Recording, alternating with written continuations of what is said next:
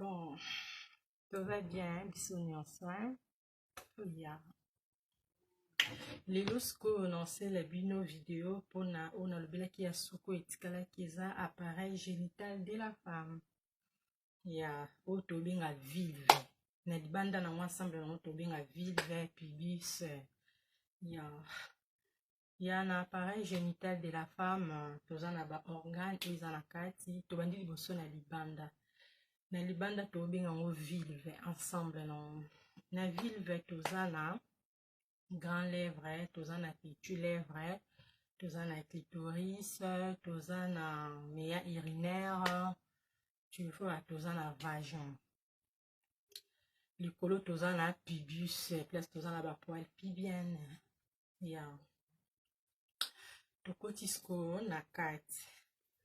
Tokotisko na kati ya vagin tozana col utérin. Col utérin eza ebandeli porte quoi. Ebandeli ya uterus. Toana col utérin. Na col utérin wana tokotisko na kati ya uterus. Na kati ya uterus nyonso wana na kati tobenga ngo siko bassin. Nde toba na bassin. Bassin ya bassin te nde tobisko bassin za vraiment na kati. Tozana ba femme sous tozana ba sorti ebele ba bassin. Tozana ba bassin haploïde, diploïde, ba sorti ebele ba fille sous bazana ba bassin masculin, sorry. Bamsusu bana ba bassin ya féminine, c'est normal.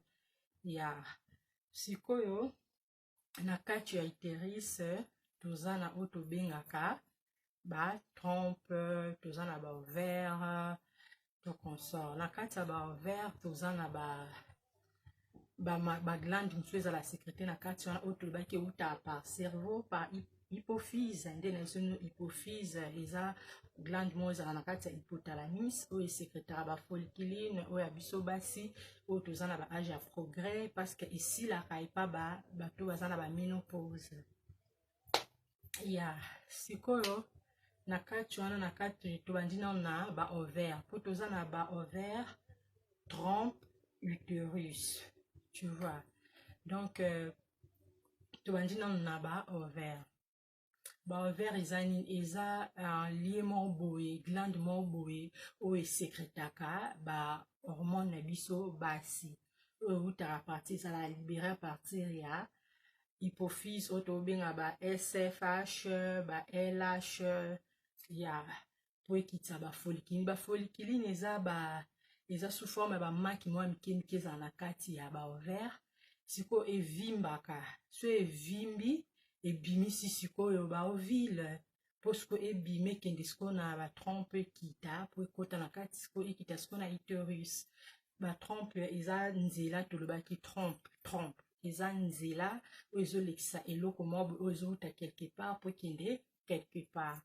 Ya sikoyo soki tokomi na ba période na biso ya ovulation omona ba ovule elongwe na kati ya ba ovaire ba folliculine ekomi mire po elibere ba ovule elongwe na kati ya ba ovaire ekiti ti na trompe eleke ti na uterus. Na uterus ya okosala acte sexuel omonaka eso sperme ye eyaka ekokota ti na kati ya uterus po ekutana sikoyo na ovule. Ya sikoyo na kati ya uterus eza vraiment muscle moko eza epese, eza na épaisseur ebele, eza na bakouche ebele, eza vraiment muscle. Na kati ya muscle yango tobengaka endomètre. Yango wana eza na kati endomètre eza muscle oyo eza na kati ya uterus. Siko endomètre wana ekomaka na ba problème, ekomaka na ba fibrome, ekokoma na ba fibrome, ekokoze ba problème ebele. Ba problème wana ba cause eza vraiment inconnu, toyebi pas tellement ba cause nango soki eza nini toyebi pas tellement. Cause ti lelo eyeba nante traitement nango ezali mais non vraiment tozwi traitement oyo teke oyo ekozala curatif vraiment. Eza nante basana ba étude bakozwa ngo po bakisi nango mpe otobimaka bakala te vraiment. Bakisi nango mosusu ebimi mpona ko retenir yango, mosusu bakosala pe ba embolisation mpona kotindika mai nde tosalaka mpona chimiothérapie po ekanga ba vaisseau wana, tu vois. Mosusu pe bakopesa ba pilule mpona appareil ne fonctionne sous te pour y battre la langue d'une cause à la rétrécie et koko mamuki ce qu'on a 4 endomètre autobenga tozana ba maladie autobenga neti ba fibrome ils a sous forme ya masse moboye ils a non cancéreuse et comme a jamais cancer mais ils a la bénigne ça veut dire oko bimango ekokende nango mpe ekokende nango mpe eza neti bouton nde tozala babouton so babouton biso babouton mosusu eyaka efandi esali mpasi apres kei mosusu omomona ye etikali yango sikoyo ezalaka mpe bongo tu vois sikoyo soki neti badiagnostika mpo badiagnostike yango il faut soit na échographie mais oyo ya bien vraiment makasi fo kosala irm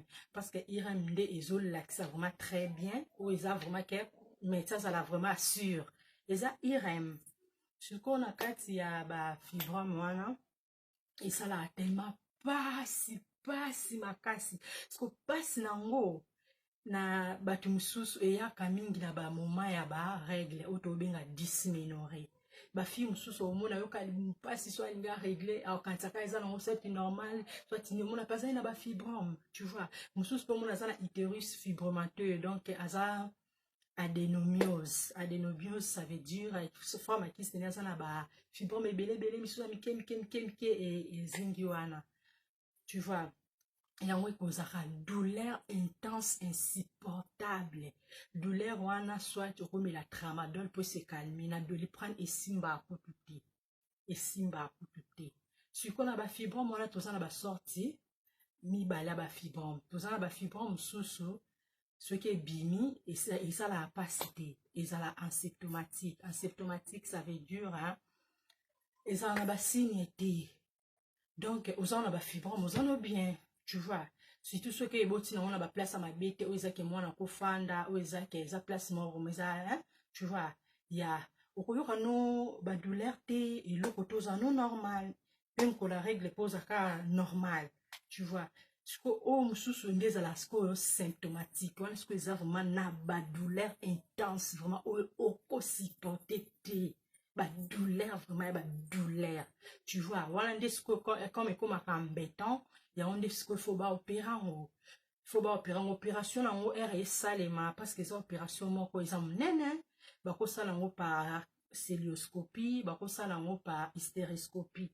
parce que mosusu ezala libanda mosusu ezala na kati ya endomètre oyo ezala libanda tobenga yango fibrome séreuse oyo ezalaka na kati tobenga yango intramusculaire tu vois intra-endomètre donc eza na kati ya endomètre mike oyo tobenga fibrome mike aza na fibrome sous mike aza na fibrome sous serré oyo eza libanda oyo eboti libanda ya sous mike oyo eboti na kati ya endomètre donc na bamiscle oyo eza na kati ya utérus tu vois fibrome wana soki médecin diagnostiqué selon irm ndenge ebimela ndako oyeba so asala célioscopie so eza intra akosala hystéroscopie ezaki akoti caméra na niveau ya vagin ala akomi koretire yango ere azoretire comme ezala prole vraiment ebimi na kati ya muscle donc fo koyeba vraimen ndenge akoopera yango parce que soki ozopalola makasi eko-créer lisusu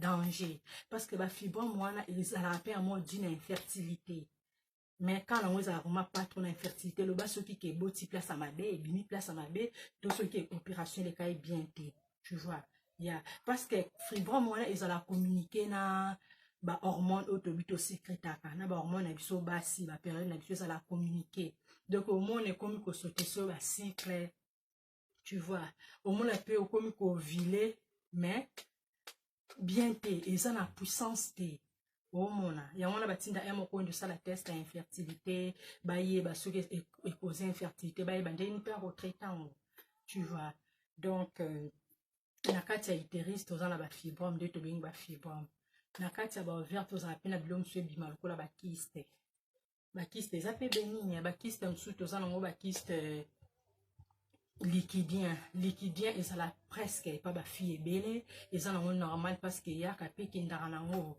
mosusu ezalaka génétique donc mosusu organique sore ezala organique nyonso wana tozoloba eza bamaladie génétique okozwango mpe à travers par exemple soki mama no azalaki moto abongo mpe yo poko tomber fille à bongo, tu vois, il y a ils appellent maladie génétique. Mais fille bon moi là si ko sorry à mes verres sorry là do le bela kiste on est botan là bas vert na biso to za na ba âge à progrès. Âge à progrès ça veut dire muto za na âge à kobota azana ménopause te, tu vois. Il y a ce qui est bimioné, c'est ça organique. On a des amours bien té, aussi on va opérer tout comme ça. Mais ce qui est dans le liquide, il faut s'inquiéter dans le format TR moi qui m'a calango. Et ok, non ma bien de ce que c'est comme sous na kobim samakila hémorragique. Ouais. Tu vois, il y a un goana. Ce que nous sommes en monde ba maladie on a nous sommes en monde moi pour ça infertilité. Na ba trompe ce qu'ils a bouché. Ba trompe ce qu'ils a bouché on de ça l'examen ba ko injecté au maï na nzela ya vagin pour ekende na ba trompe ba fongoli col littérain et kota ba injecté ba ta soki maï ezoleka bien, tu vois maï so ezoleka te ndeka to mona na ba veine so veine eza bouché au mona ke ozo injecté mais maï ezokende te omeki ko déboucher simbi te wana pesa na ba traitement na ba pesaka, tu vois. Yeah. Donc yango wana ninga lobela côté ya mwana ndenge asalema biso na tout oyebi presque mais wana eza mambo mosusu. Merci beaucoup nzamba pambola bino bozala bien nalinga bino tellement mingi yango wana kandi ninga nayebisa bino bisous.